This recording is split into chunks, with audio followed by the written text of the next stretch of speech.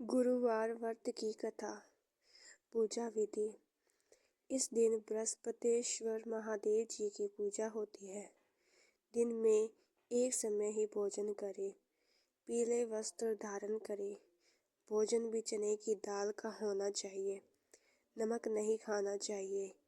पीले रंग के फूल, चने की दाल, पीले कपड़े तथा पीले चंदन से पूजा करनी चाहिए। पूजन के पश्चात कथा सुननी चाहिए। इस व्रत को करने से बृहस्पति जी अति प्रसन्न होते हैं तथा धन और विद्या का लाभ होता है। स्त्रियों के लिए यह व्रत अति आवश्यक है।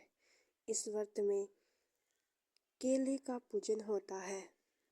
कथा प्रारंभ। किसी गांव में एक साहूकार रहता था, जिसके घर में अन्न, वस्त्र और धन की कोई कमी नहीं थी, परंतु उसकी स्त्री बहुत ही कृपण थी। कभी किसी भिक्षु को कुछ नहीं देती, सारे दिन घर के काम काज में लगी रहती। एक समय एक साधु महात्मा बृहस्पतिवार के दिन उसके द्वार पर आए और भिक्षा की याचना की। स्त्री उस समय घर के आंगन को लीप रही थी। इसी कारण साधु महाराज से कहने लगी कि महाराज, इस समय तो मैं घर लीप रही हूँ, आपको कुछ नहीं दे सकती, फिर किसी अवकाश समय में आना। साधु महात्मा खाली हाथ चले गए। कुछ दिन के पश्चात वही साधु महात्मा आए और उसी तरह भिक्षा मांगी। साहूकार ने उस समय अपने लड़के को खिला रही थी। कहने लगी, महाराज, मैं क्या करूं, अवकाश नहीं है, इसलिए आपको भिक्षा नहीं दे सकती। तीसरी बार महात्मा आए तो उसने उन्हें उसी तरह टालना चाहा, परंतु महात्मा जी कहने लगे कि यदि तुमको बिल्कुल ही अवकाश हो जाए तो क्या तुम मुझको भिक्षा दोगी? साहूकारनी कहने लगी, हाँ महाराज, यदि ऐसा हो जाए तो मैं आपकी बड़ी कृपा होगी। साधु महात्मा जी कहने लगे, अच्छा, मैं एक उपाय बताता हूँ।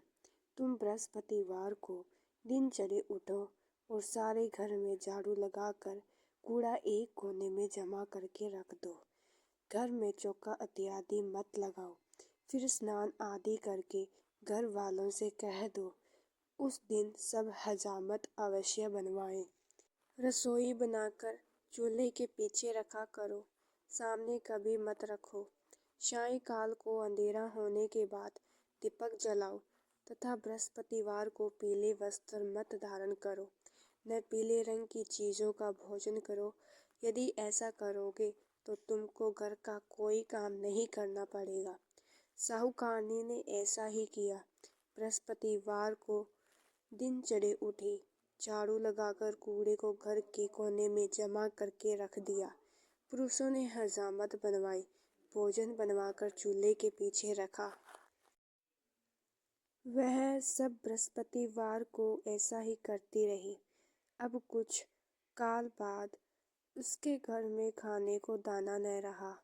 थोड़े दिनों में महात्मा फिर आए और भिक्षा मांगी, परंतु सेठानी ने कहा, महाराज, मेरे घर में खाने को अन्न नहीं है, आपको क्या दे सकती हूँ? तब महात्मा ने कहा कि जब तुम्हारे घर में सब कुछ था तब भी कुछ नहीं देती थी, अब पूरा पूरा अवकाश है तब भी कुछ नहीं दे रही हो, तुम क्या चाहती हो वह कहो। तब सेठानी ने हाथ जोड़कर कहा कि महाराज, अब कोई ऐसा उपाय बताओ कि मेरे पहले जैसा धन धान्य हो जाए। अब मैं प्रतिज्ञा करती हूँ कि आप जैसा कहेंगे वैसा ही करूँगी।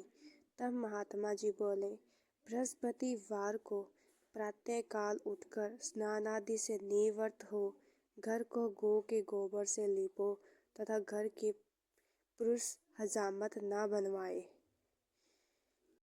भूखों को अन्न जल देती रहा करो। ठीक सायंकाल को दीपक जलाओ। यदि ऐसा करोगे तो तुम्हारी सब मनोकामनाएं भगवान बृहस्पति जी की कृपा से पूर्ण होगी।